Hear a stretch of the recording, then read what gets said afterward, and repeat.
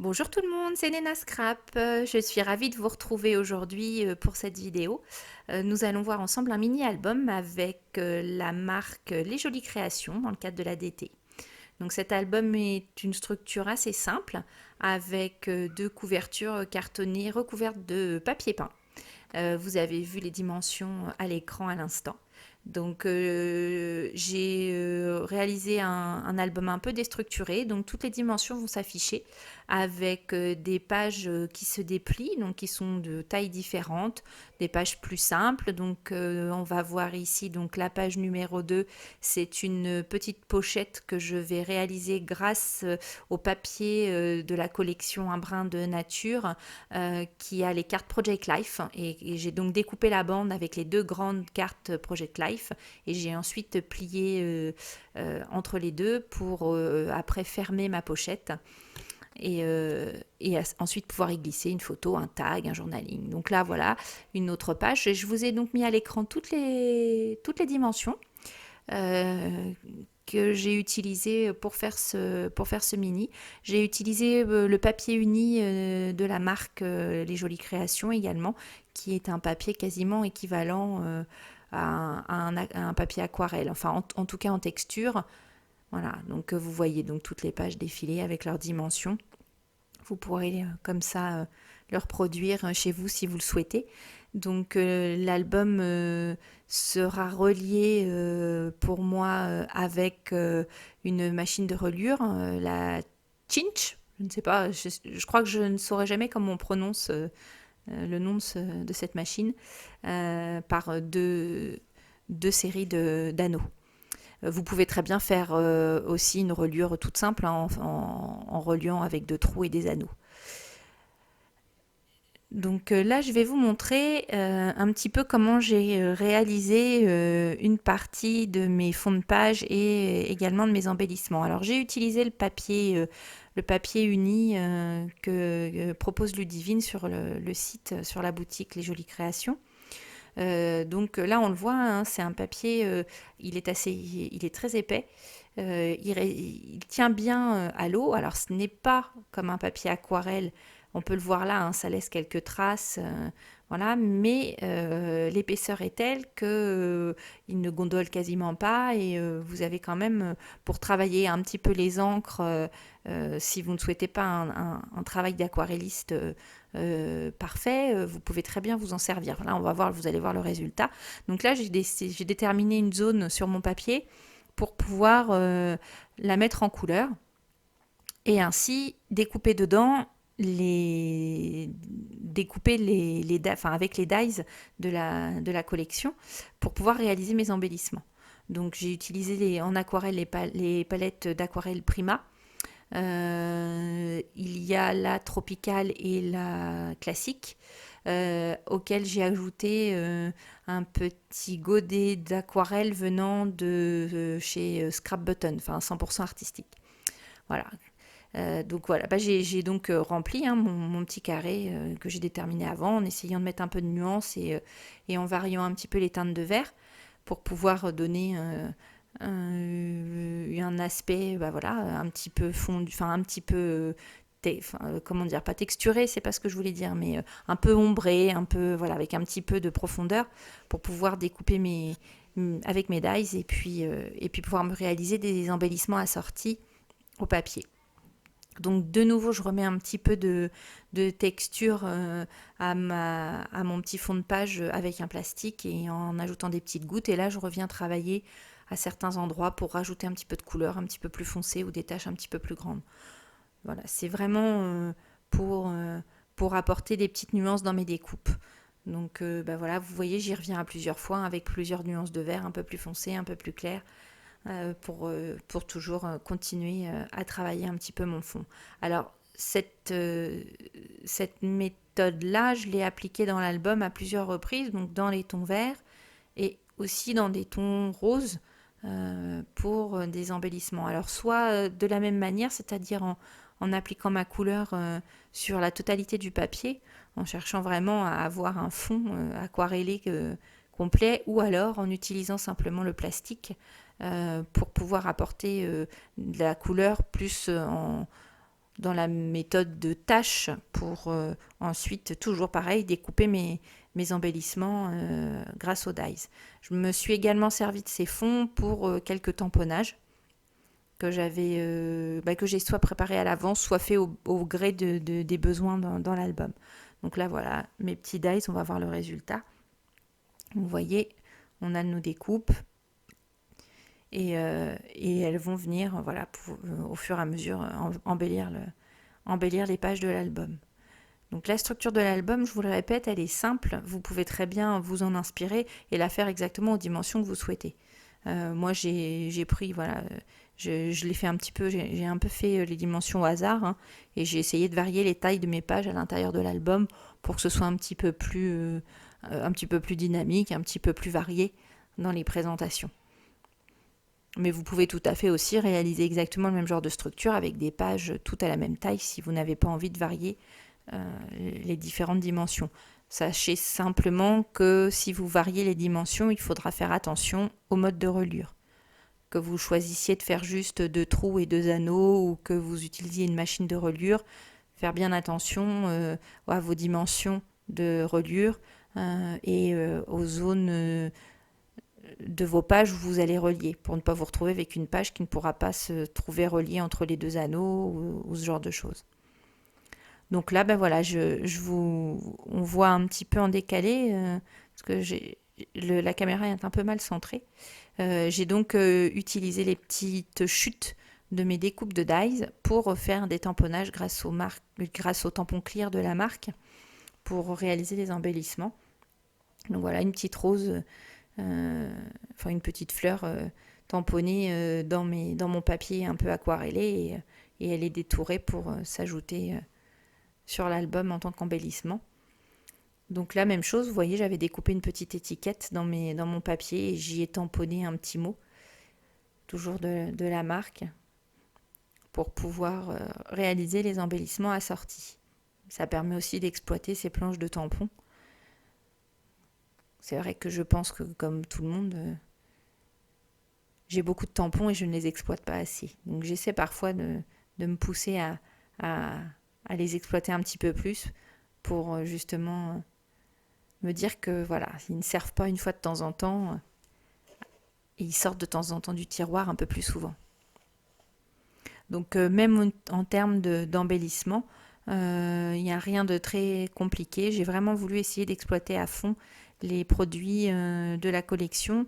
Donc là, on peut voir que la petite étiquette, là, je l'ai détourée en fait dans un papier. C'est un papier de la collection où il y a toute une page avec des petits motifs comme ceci d'étiquettes, enfin des motifs qui peuvent se détourer et après servir dans le mini en tant qu'embellissement.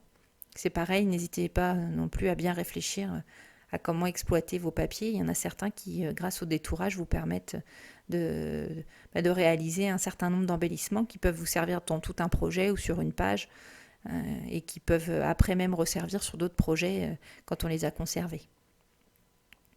Donc de nouveau, voilà, je vais retravailler un peu à l'aquarelle un fond. Donc là, cette fois-ci, c'est directement sur une page. Alors, vous allez, on le voit un petit peu derrière, j'ai déjà travaillé ma page d'un côté avec de l'encre. Alors avec la méthode que vous voyez ici, avec le petit plastique. Donc un peu d'eau, voilà, et hop, on l'applique sur la page pour pouvoir ancrer et créer des taches plus ou moins foncées, plus ou moins diluées, plus ou moins denses. J'ai pu travailler avec cette méthode et sans utiliser trop d'eau, enfin en tout cas sans utiliser exagérément de l'eau. Cela m'a permis, le papier me permet de travailler les deux côtés. C'est-à-dire que j'ai pu, en utilisant cette technique-là, ancrer mon papier des deux côtés sans que l'eau ou l'encre ne traverse le papier. Donc il y a une page où j'ai travaillé donc vert d'un côté, en rose de l'autre. Ça ne pose aucun souci. J'ai été prudente sur l'utilisation de l'eau. Vous voyez comme là, je passe un petit chiffon pour absorber mon eau tout de suite, pour ne pas non plus que ça gondole ou prendre le risque que ça traverse, mais rien à traverser et le papier ne gondole pas. Donc c'est vrai que c'est assez rare parce que C'est là qu'on voit que la texture est quasiment approchante d'un papier aquarelle. Donc ici, ben voilà, toujours. Hein, voilà, donc là, je vais utiliser cette fois non pas une palette d'aquarelle, mais un petit godet d'un type de petite aquarelle qui doit être de la marque Shimmers que j'ai que m'a gentiment offert ma copine Steph Labulle. Voilà, qui devait faire partie de kits vendus aux États-Unis, les Hip Kit Club. Souvent dans ces kits-là qu'on trouve ce genre de produits. Et voilà, et je voulais essayer et Steph m'en a gentiment donné quelques-uns. Donc ça, c'est pareil, ça vous donne quasiment un rendu d'aquarelle. Si certaines ont connu à une époque où on entendait un petit peu plus parler c'était les âges de zoo chez nous qui se présentaient un peu comme ça. On en trouvait un petit peu sur certains sites où il faut mouiller, en fait il faut pchiter un peu d'eau dans le godet directement pour que la couleur se dilue. Donc voilà, la même chose, hein, j'ai utilisé le plastique, un peu de tâche, je suis revenue retravailler mon fond à certains endroits, quelques gouttelettes, et puis voilà. Et donc c'est de ce côté où mon papier est travaillé à la fois en rose d'un côté et en vert de l'autre. Comme vous pouvez le voir à l'écran, là, on ne voit pas du tout qu'il a déjà été travaillé de l'autre côté. Donc c'est vrai que c'est très appréciable de pouvoir travailler son fond sans trop, quand on aime patouiller un petit peu, sans trop avoir peur des effets ou de la réaction du papier. Donc voilà, au niveau des mises en page, c'est travaillé donc en recto verso. Et là, j'ai de nouveau découpé un petit embellissement, enfin une petite étiquette, enfin un cadre en fait, hein, qui fait partie d'un des papiers de la collection, et qui me sert là du coup d'embellissement sur ma page. J'ai utilisé une majorité de petites photos, voilà, quelques-unes doivent être en 10-15, mais assez peu.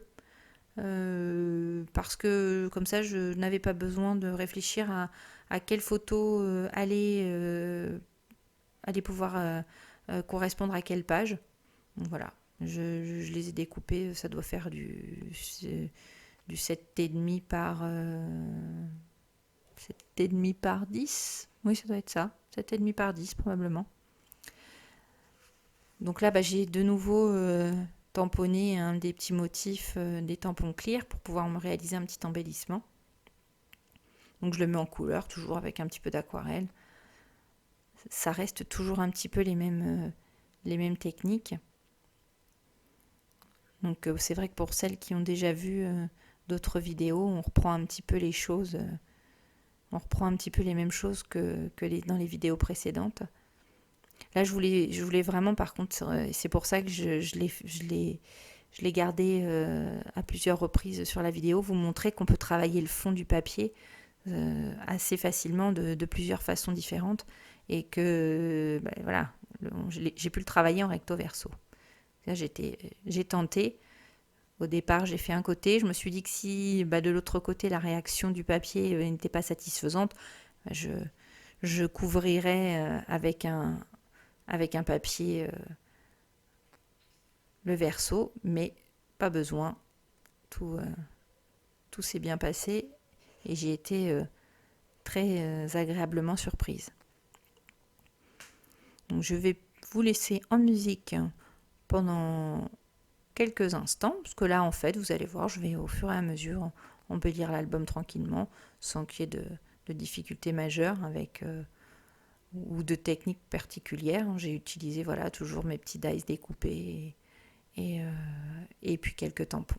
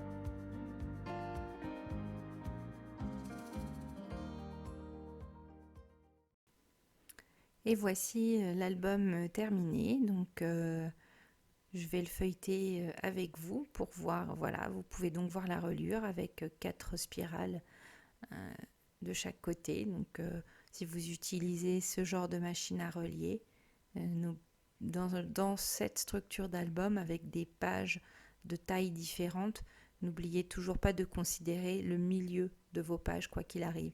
Prenez toujours comme repère les milieux de toutes vos pages pour avoir vos perforations de part et d'autre du milieu et bien attention également à leur dimension pour voir si vous perforez un trou, 2 trous, 3 trous dans chacune de vos pages. Alors c'est juste voilà,